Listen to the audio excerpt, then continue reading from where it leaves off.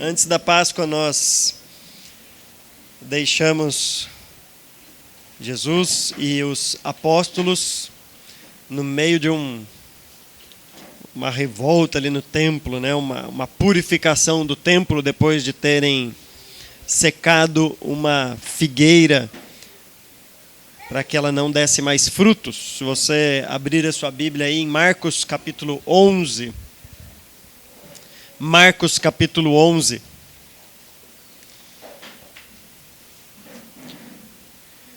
Evangelho de Marcos, no capítulo 11.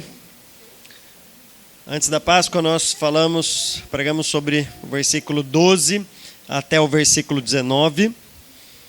E agora nós terminaremos, para quem estava aqui, né, o sanduíche. Para quem não lembra, isso é uma estrutura literária que Marcos gosta de usar, em que ele fala sobre um tema A, para depois ir para um tema B e voltar para o A. E para deixar claro que o B é o principal, é a lição principal aqui. Então nós temos eles passando pela figueira, e nós temos agora nesse texto novamente eles passando pela figueira. E no meio disso, a purificação de Jesus no templo, quando ele chega e vê aquele comércio, enfim, vocês sabem o que acontece ali, chicote, derruba as mesas, as cadeiras, não deixa ninguém passar com nenhuma mercadoria e tudo mais ali no templo. Eu também mostrei para vocês na mensagem anterior que os 3 textos, né, do versículo 12 até o versículo 14, do versículo 15 até o versículo 19, e o texto de hoje, que é do 20 ao 26, todos eles vão seguir uma estrutura de 4 partes, o que nos ajuda a entender algumas questões aqui do texto, especialmente daquilo que nós falaremos hoje. Por exemplo, você lembra que no primeiro, após Jesus secar a figueira, o texto termina com os discípulos ouvindo. Na segunda, na purificação do templo, os fariseus, os judeus, aqueles que queriam matar Jesus, estavam ouvindo atentamente isso também, está no versículo 18.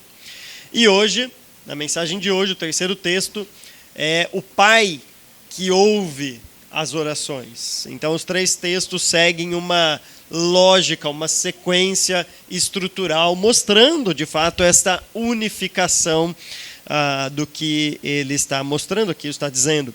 Isso vai ser importante para a gente também, quando entrarmos no aspecto da oração.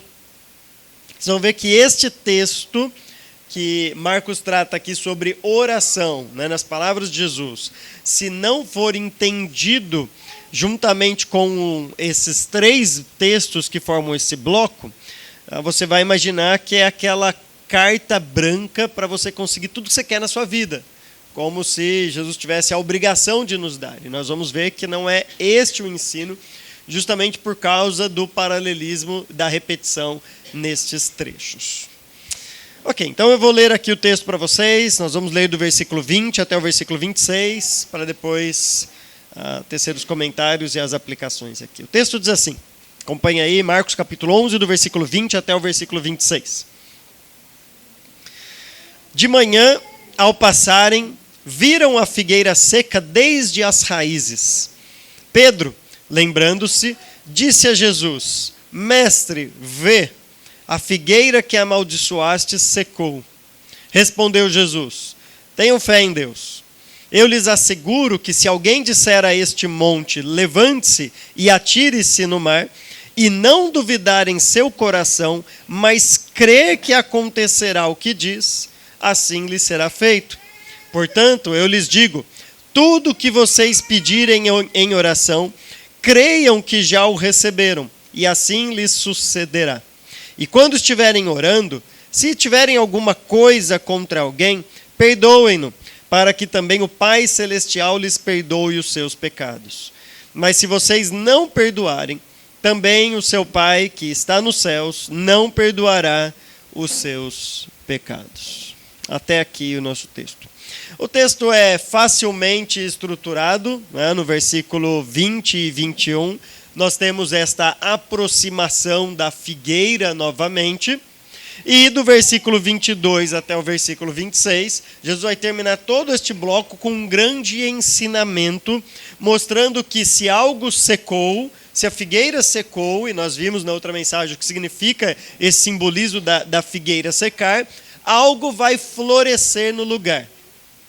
Tá? Se aquela figueira secou, algo vai florescer. E este ensino de Jesus é justamente mostrando essa transição daquilo que acontecia, mas que agora já secou, para aquilo que agora vai começar a acontecer, que é o que a gente vê no livro de Atos e até hoje na história da igreja.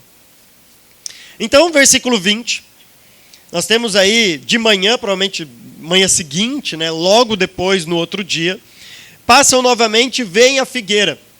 Só que veja que agora é nos dito que a figueira está seca desde as raízes. Veja que no texto anterior, primeiro texto da figueira, a maldição lançada por Jesus é uma maldição para que, lembra no versículo 14, ninguém mais coma do seu fruto. Essa é a maldição. Ninguém mais coma do seu fruto. E para cumprir esta maldição, eles contestam que a figueira está seca desde a raiz. Você já viu uma árvore podada, cortada assim? Só o toco? Não adianta só fazer isso, né?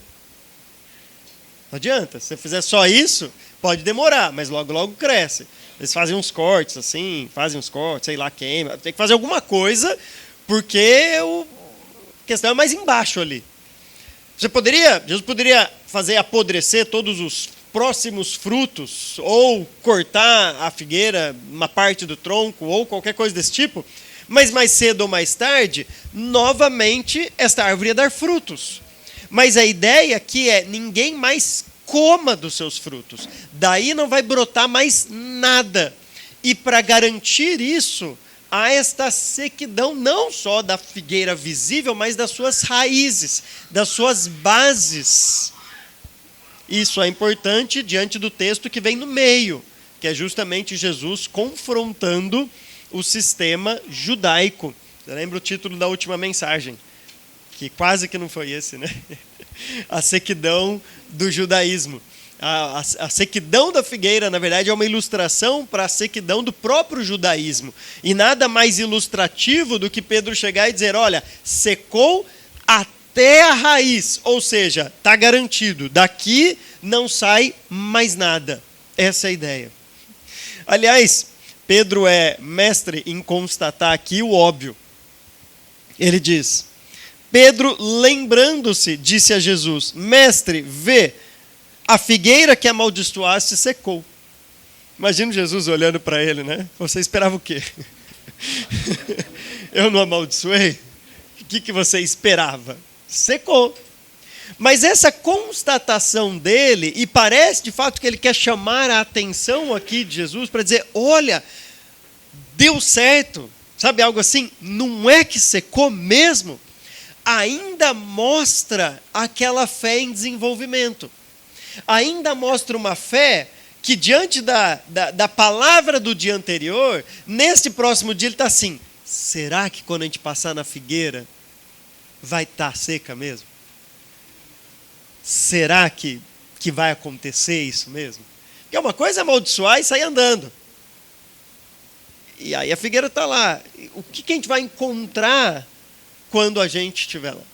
Veja que este texto tem um paralelo no Evangelho de Marcos. Tá? É um texto em que também há um controle sobre a natureza, tá? Por parte de Jesus, não secando uma árvore, mas acalmando uma tempestade. E também é o único texto do Evangelho de Marcos que vai mostrar essa expressão, vocês não têm fé em Deus? Ainda duvidam? Ainda não têm de fé? A mesma expressão que é usada aqui, tenham fé em Deus, é dita lá no capítulo 4, no versículo 40, quando Jesus pergunta, vocês ainda duvidam? Ainda não têm fé? Lembra daquele episódio? Uma tempestade, Jesus está dormindo no barco, mas o que Jesus tinha dito para eles antes de iniciar a viagem? Passemos para o outro lado. E essa é a grande chave para entender tanto aquele texto quanto esse. Porque morrer, todo mundo pode morrer a qualquer momento. Quer seja no naufrágio, quer seja andando, quer seja no avião, quer seja engasgado com um amendoim. Você pode morrer de qualquer jeito, assim que Deus quiser. Não precisa de nada. Então, se fosse o momento deles morrerem ali, a fé mesmo não ia adiantar em nada, porque se Deus quer que morra, pronto, não tem, né? Como diz o ditado, ninguém morre de véspera. Deus quer tirar a vida de alguém, isso vai acontecer. Ele é soberano, ele tem o controle sobre a vida e a morte. Mas não foi isso que Jesus tinha dito. Jesus tinha dito, passemos para o outro lado. Então, se Jesus falou, passemos para o outro lado, pode virar o barco, pode acontecer o que for. Nem que você estiver agarrado num pedaço de madeira, você vai chegar lá do outro lado. Fica tranquilo, porque Ele falou. Essa é a grande falta de fé. E veja que é a mesma fé em desenvolvimento de Pedro aqui. Jesus falou, amaldiçoou a figueira, e ele, surpreso, constatou. Não é que secou mesmo? Do mesmo jeito que ele duvidou, será que a gente vai chegar do outro lado, lá no capítulo 4 e versículo 40? Ainda ele duvida aqui, será que ia secar mesmo essa figueira? E por isso que ele, olha Jesus, deu certo isso que o Senhor fez, a figueira que amaldiçoaste secou. E aí vem uma resposta de Jesus. Essa resposta de Jesus começa justamente com essa expressão que eu disse, tenham fé em Deus. Lá tenham fé na palavra que o próprio Jesus disse. Aqui tenham fé em Deus, embora é a mesma fé, em Deus, na palavra de Deus, na vontade de Deus. Mas aí vem uma explicação desta fé que nós precisamos nos atentar aqui. Eu vou ler mais uma vez com calma o texto e mostrar o que ele aparenta ser, para depois, na verdade, mostrar o que de fato ele é. O texto diz assim, versículo 23. Eu lhes asseguro que se alguém disser a este monte, levante-se e atire-se no mar, e não duvidar em seu coração, mas crer que acontecerá o que diz, assim lhe será feito. Você já pensou? Já pensou um negócio desse? Já pensou alguém parar? Sei lá. Pensa no Cristo Redentor, lá no Rio de Janeiro. Alguém para na frente do Cristo Redentor e não duvida no coração e tem convicção, certeza mesmo, e fala, o Cristo Redentor agora vai lá para Cravinhos. Vai colocar naquele parque, no meio do lago de Cravinhos, né? Um monumento histórico de Cravinhos. Eu não duvido disso. Não vai ser lançado no mar, vai ser lançado no lago de Cravinhos. Mas não pode duvidar. Tem que crer no coração mesmo. O problema é que se outra pessoa chegar e também tiver convicção e não duvidar de que o Cristo não vai sair de lá, e aí? Aí a gente começa a ter um embate aí de quem tem a força maior. Se é o lado negro da força, se é o lado branco. Enfim. Quem tem mais força, quem tem mais convicção, quem tem mais fé para jogar um monte de um lado para o outro. Então, cuidado. O texto não está dizendo que se você tiver uma convicção e não duvidar, você vai ter uma carta branca para qualquer coisa na sua vida. Pare em frente de uma concessionária. Esses dias eu estava correndo, passei em frente de uma concessionária, estava lá, desconto de 10 mil. Mas você olha o preço do carro, 10 mil não faz cosquinha nenhuma para o carro. Eu passando e falei assim, o que vai fazer diferença esses 10 mil? Mas estava, para na frente de uma concessionária e fala assim, eu tenho convicção, mas eu não duvido que esse carro amanhã vai estar na minha garagem. E vai dormir. Acorda no outro dia. Provavelmente vai estar lá na concessionária do mesmo jeito, não vai mudar muita coisa. Para piorar, Jesus diz assim, ou pelo menos para, logo eu vou explicar, né? Mas ele diz no versículo 24, portanto eu lhes digo, tudo o que vocês pedirem em oração, creiam que já o receberam, e assim lhes sucederá. Aí pronto, agora este é o versículo daqueles que dizem assim, você quer morar em que casa? Aliás, eu já ouvi isso na TV, por isso que eu vou falar, é uma coisa que eu já vi, presenciei. Chegando no final de ano, eu estava lá passando o canal, e aí parei lá num canal, pensou assim, que casa que você quer morar? Quanto você quer que seja o aluguel da sua casa, ou a parcela? Pensa numa casa top, aquela casa que eu vou pagar 10 mil de aluguel. Então você tem que crer, mas para você crer, você já dá o dízimo desses 10 mil antes, claro, né? Você já não crê? Você não sabe que vai? Então, assim, você já vai antecipadamente com uma forma de crer. E aí, pronto, é com esses argumentos que as pessoas aí acabam conseguindo tirar o dinheiro de muita gente. E se não receber a casa, a culpa é dele. Porque não teve fé suficiente, não creu o suficiente, mas o dinheiro continua no bolso da pessoa lá. Ok, então vamos explicar primeiramente o que Jesus está dizendo aqui. Tá? Há não duas possibilidades, mas há dois entendimentos do texto. Nós temos que entender esse texto de fato a respeito de oração, porque é sobre isso que Cristo está dizendo aqui, e não à toa ele fala sobre oração, nós vamos ver, mas há um entendimento de acordo com todo este contexto da sequidão do judaísmo. Por que isso? Tá? E eu vou partir disso para depois falar de oração.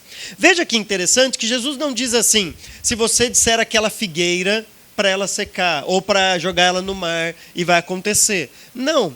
Jesus, além de ser muito específico na escolha do ambiente que ele usa, né, da natureza que ele usa, do aspecto da natureza que ele usa, ele ainda diz, se alguém disser a este monte. O que me parece, então, que Jesus não está simplesmente pegando um objeto da natureza, né, algum fenômeno, dizendo assim, naquela árvore, aquele monte, ou aquele lá, e simplesmente jogando a esmo uma palavra assim. Não, mas ele está cuidadosamente dizendo, se alguém disser a este monte. Agora, nós temos que lembrar que Jerusalém era rodeado de montes. Nós cantamos, ou pelo menos cantávamos, né, aqueles mais antigos, que como em volta de Jerusalém estão os montes, assim o Senhor em volta do seu povo. A gente cantava, e o salmista também cantava, né? Isso é um salmo, claro. Daí, em volta de Jerusalém ficavam os montes. Existia o Monte das Oliveiras, o Monte Sinai, o Monte Moriá. E um desses montes era o Monte do Templo. Era justamente da onde Jesus saiu. O templo ficava em cima de um monte. O que Jesus está mostrando aqui não é simplesmente escolher um aspecto geográfico e dizer, se você orar e falar para ele jogar no mar. O que Jesus está dizendo é, o que eu acabei de fazer ali, limpando, purificando o templo, na verdade, logo, logo esse monte não vai ser nem mais necessário. Aliás, esse templo nem existe mais. Ele foi destruído em 70 depois de Cristo. Talvez uma forma diferente de falar a mesma coisa é o jeito que João vai escrever isso. Quando João registra o encontro de Jesus com a mulher samaritana. Lembra que a mulher samaritana pergunta? Vem cá, estou vendo que você é judeu. Vocês adoram aí em Jerusalém, que era um monte. Aliás, o monte, se você olhar no Antigo Testamento, os lugares de culto eram sempre elevados. Eram sempre em montes ou em lugares altos. Aliás, os lugares de idolatria eram também chamados lugares altos. Então, eram sempre um lugar alto. A mulher chega para Jesus e fala assim, vocês adoram em Jerusalém, nesse monte. Nós adoramos nesse monte aqui, lá entre os samaritanos.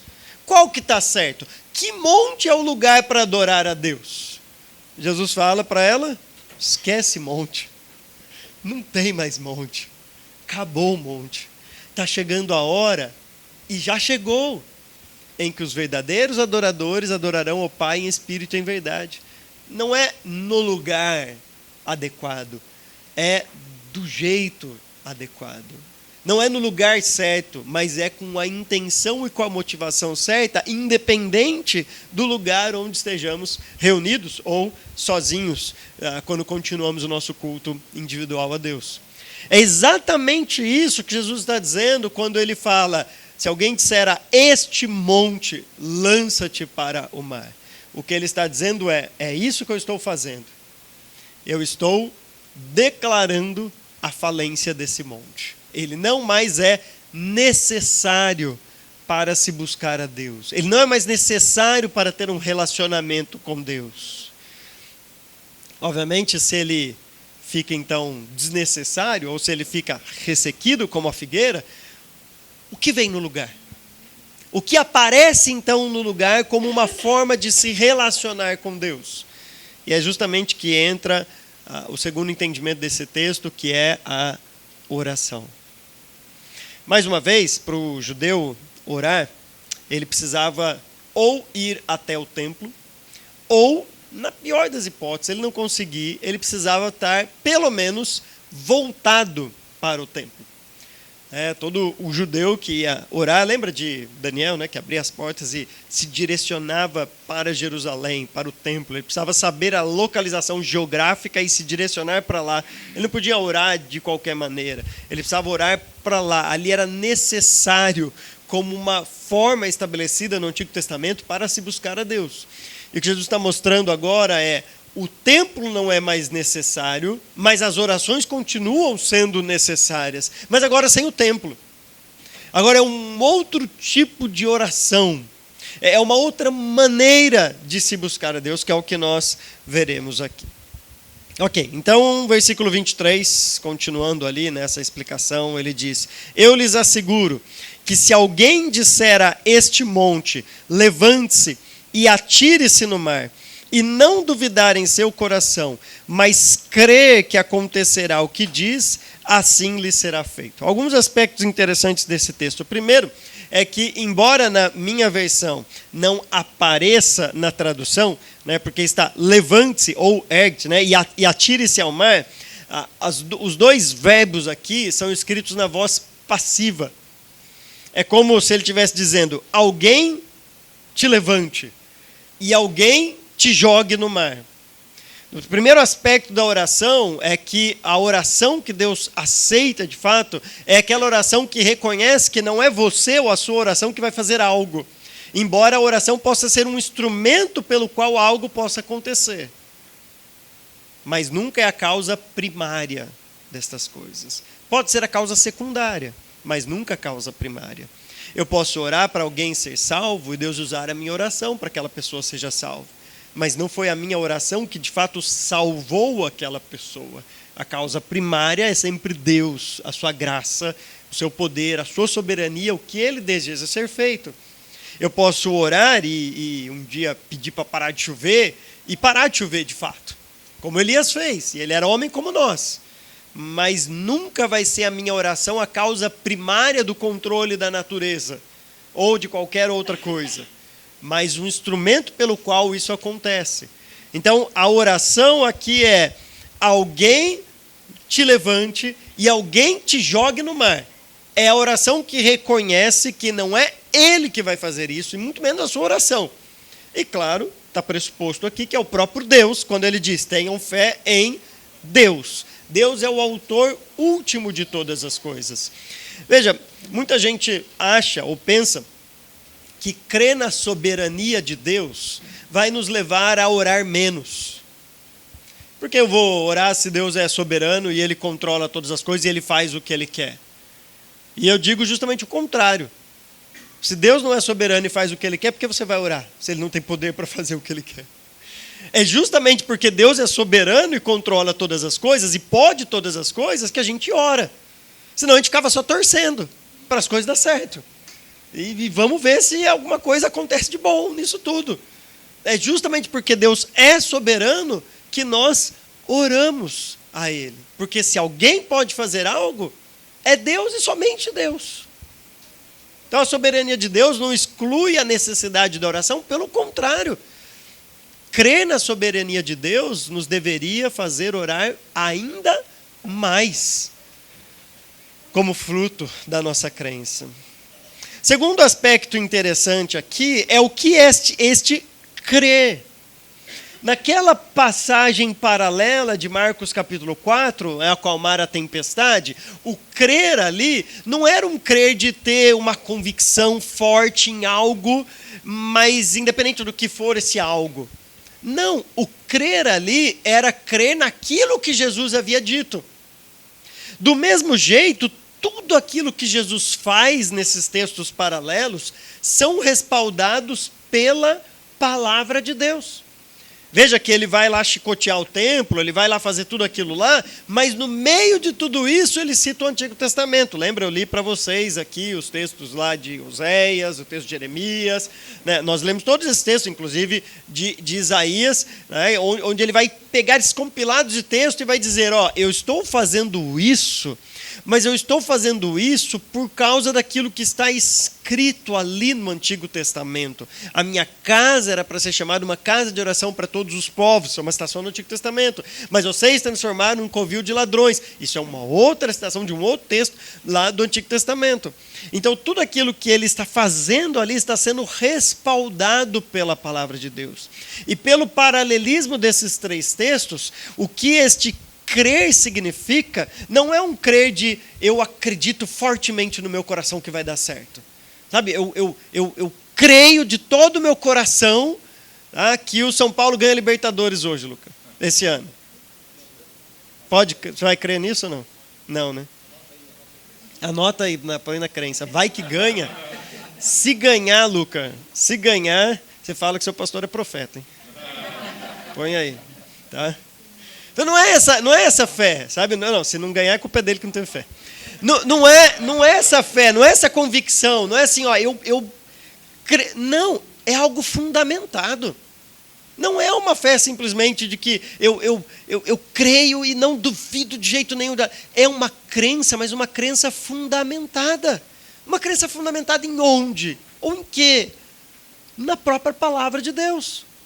Então, se um dia você estiver passando fome, ou se um dia você não tiver uma roupa para vestir, você pode, de fato, orar, e deve orar a Deus, e dizer para Deus, Deus, o Senhor prometeu isso na palavra.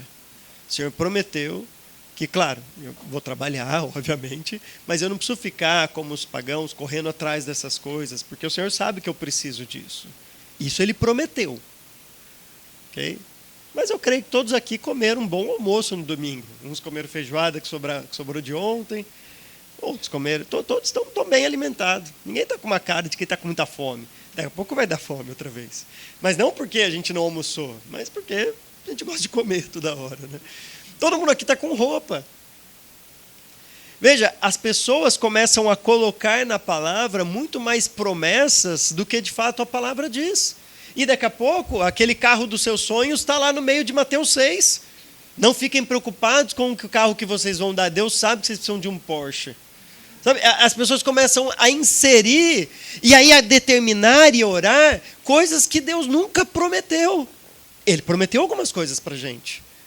Davi fala, eu nunca vi um justo mendigar o pão. Mateus 6 fala, vocês vão ter o que vestir, vocês vão ter o que comer.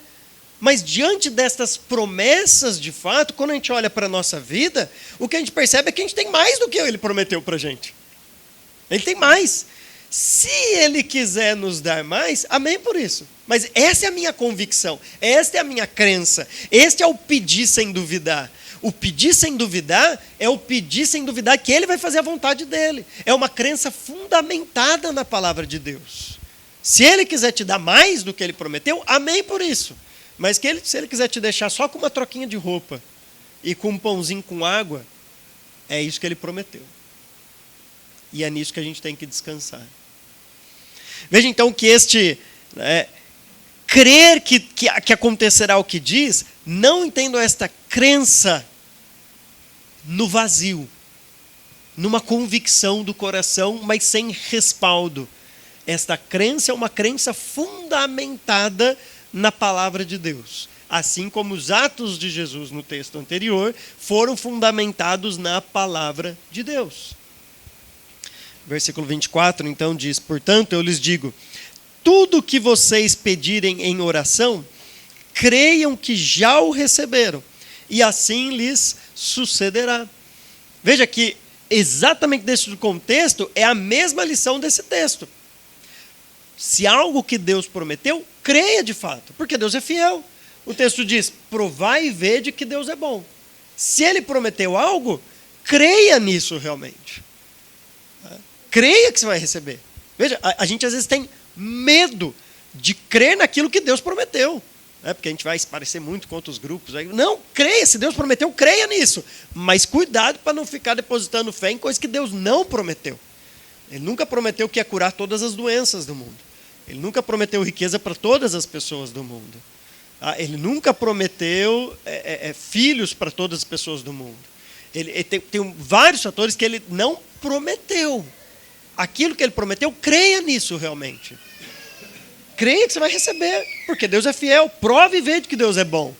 Mas aquilo que ele não prometeu, descanse na soberania e no controle que Deus tem. Deus é sábio, Deus é bom, Deus é soberano. Ele pode fazer o que ele quer, e graças a Deus que tudo aquilo que ele faz é sempre bom para as nossas vidas. E aí o versículo, então, o texto, finaliza com estes ensinos sobre oração. Ele diz assim no versículo 25: e quando estiverem orando, se tiverem alguma coisa contra alguém, perdoem-no, para que também o Pai Celestial lhes perdoe os seus pecados.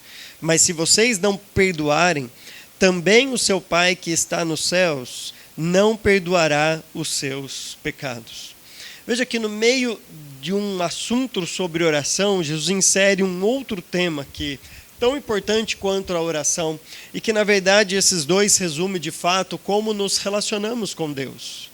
Nós nos relacionamos com Deus uma vez que nós temos o perdão dos nossos pecados, e uma vez que nós demonstramos isso perdoando outras pessoas, orando a Deus e nos relacionando com o nosso Deus. Este é o relacionamento agora com Deus. Veja que é muito diferente daquilo que acontecia antes no Antigo Testamento, em que precisava de uma série de rituais, de uma série de lavagens, de uma série de sacrifícios, de datas específicas, de lugares específicos, de um monte de coisa específica para que você pudesse relacionar com Deus. Mas ao declarar a falência do templo, a falência do monte, a falência do sistema judaico do Antigo Testamento, o que sobra disso tudo é a essência disso. E a essência é: você precisa ser perdoado por Deus. Você precisa perdoar o seu próximo. E você precisa orar a Deus. É isso. Isso nós podemos fazer dirigindo um carro. Isso a gente pode fazer tomando banho. Isso a gente pode fazer como culto aqui, como igreja. Você pode fazer com a sua família em casa. Não precisa mais ir para Jerusalém. Se você quiser, vai fazer turismo. Mas não precisa ir lá para adorar a Deus realmente. Você não precisa ir lá para buscar a Deus, para ter um encontro com Deus. Não precisa nada disso mais. Tudo que nós precisamos é do perdão de Deus e de orarmos a Ele. E, claro, conhecemos a sua vontade. Agora, por que então ele relaciona este perdão horizontal com o perdão vertical?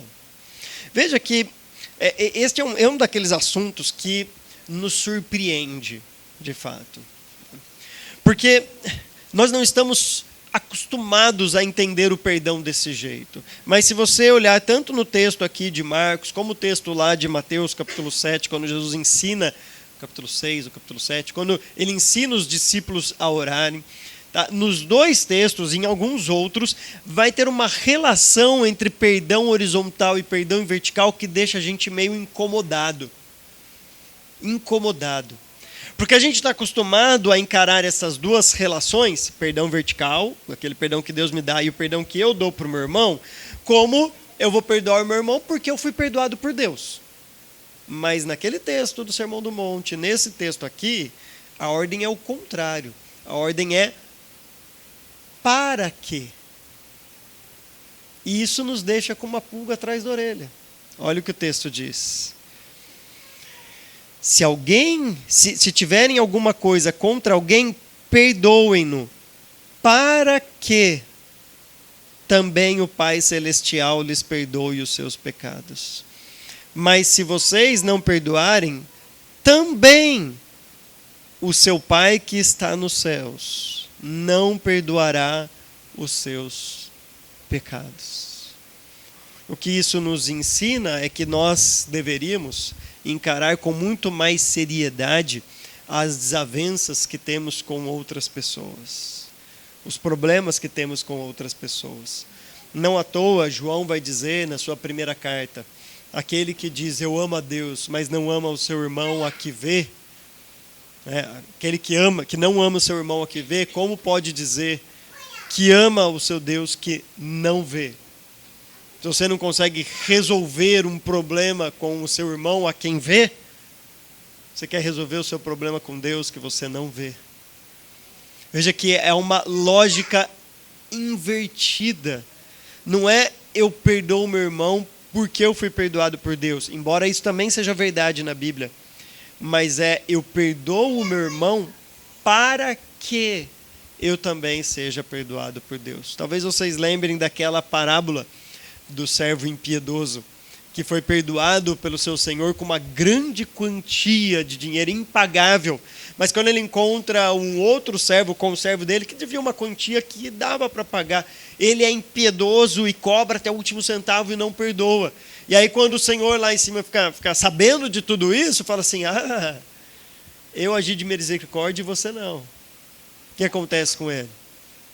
Masmorra. Vai lá queimar no fogo lá, né? Veja, essa atenção, você não está perdoando o seu próximo, não espere um perdão de Deus. Talvez isso seja algo difícil para assimilarmos, mas essa questão é tão importante, que quando Paulo vai tratar da ceia, em 1 Coríntios capítulo 11, ele diz que alguns já tinham até morrido por tomar a ceia indignamente. Já expliquei esse texto para vocês aqui uma vez. De não discernir o corpo, de não entender como está a sua comunhão, a sua participação no corpo. Isso é tão importante que se você estiver deixando a sua oferta diante do altar, é para deixar lá e acertar primeiro com o irmão. Veja, não pode orar, não pode dar oferta, não pode tomar ceia. Gente, isso é tão importante que deve ser prioritário. Se eu estou diante da minha oferta, eu deixo ali e vou acertar as contas. Se eu tiver para tomar, eu deixo ali e vou acertar as contas. Primeiro acerta, para depois se relacionar com Deus. Isso nos mostra a importância desse aspecto coletivo que nós temos aqui no Novo Testamento. Deixa eu tirar algumas lições aqui para nós rapidamente. 3 especiais. A primeira lição que esse texto nos mostra é que a nossa fé precisa ser uma fé sólida. A nossa fé precisa ser uma fé que realmente conhece aquilo que nós cremos. Não adianta você chegar para as pessoas ou para si mesmo e dizer assim, mas eu creio em Deus, eu creio, e não saber nem descrever quem é esse Deus. Pergunta para você, quem é Deus? Quem é Deus? Pega uma folha de caderno quando chegar em casa, ou abra um arquivo no Word e escreva isso. Quem é Deus? Vocês vão surpreender como muitas vezes a gente diz, eu creio em Deus, mas na hora de dizer do Deus que eu creio, eu começo a travar, porque a gente não conhece de fato o Deus que a gente crê. O que Deus prometeu na palavra e o que Ele não prometeu. Eu começo a gaguejar ali e na verdade a gente não conhece de fato a vontade de Deus. E por isso que muitas vezes a nossa fé é uma fé muito fraca. É uma fé que não é embasada. Agora, a gente precisa continuar com esta fé, mas uma fé que vai ser fundamentada na palavra de Deus. Então a primeira lição que esse texto nos mostra é: nós precisamos conhecer mais a Deus e a sua vontade. Nós precisamos conhecer mais a palavra. Houve um tempo, e eu espero que esse tempo tenha passado, mas quando eu, lá tinha 17 anos, decidi estudar teologia mais formalmente, alguns diziam assim, cuidado, muito estudo vai diminuir a sua fé. Eu espero que depois de anos e anos, nossas igrejas tenham entendido que, na verdade, é o contrário. Eu preciso estudar, porque cada vez que eu estudo mais, eu tenho mais fé naquelas informações que eu estou conhecendo. A minha fé é mais embasada, e isso se estende para todos nós. Não ache que estudar teologia, conhecer as coisas, vai dirimir a sua fé. Pelo contrário, vai ser uma fé mais robusta, fundamentada em Deus e na sua palavra. A segunda lição que nos dá, então, é a nossa vida de oração. Veja que isso é fundamental para o nosso relacionamento de Deus. E aí, 2 coisas surgem disso. O primeiro é, como está a nossa vida de oração? E o segundo é, qual é o conteúdo das nossas orações? Ao orar, você consegue embasar biblicamente as suas orações? Você consegue dizer assim, isso que eu estou orando, ele é condizente com a palavra de Deus. Porque é assim que nós deveríamos orar. Nós deveríamos orar e saber que aquilo que a gente está orando é de acordo com a palavra de Deus. Então, se é uma promessa, ore como se fosse uma promessa. Se não é uma promessa, ore como se não fosse uma promessa de fato. Ore sabendo que você está orando e embasando biblicamente a sua oração. Nossa vida de oração tem que ser frequente, tem que ter uma frequência boa. Paulo diz, orai sem cessar, orar continuamente. Mas, ao mesmo tempo, tem que ser uma oração bíblica. Orações corretas à luz das Escrituras. E a terceira aplicação, eu queria que você, de fato, sondasse o seu coração diante das pessoas que te rodeiam. Não precisa ser só aqui na igreja, mas talvez fora daqui. Talvez você tenha coisas para se acertar com alguém. Talvez você tenha pedidos de perdão a fazer ou alguém que você deva perdoar. Talvez algum confronto necessário ali. Eu sei que é difícil, mas o que o texto nos mostra aqui é que isso é fundamental no nosso cristianismo. Não se iludam. O texto está dizendo, nós precisamos perdoar uns aos outros para sermos perdoados pelo nosso Deus. Que Deus nos ajude nisso e nos dê coragem, nos dê a intrepidez necessária para que, se necessário, procurar alguém, se aceitar. Procure quem você precisa aí aceitar para viver o seu cristianismo de maneira vibrante, se relacionando com Deus do jeito que Ele exige na palavra. Amém?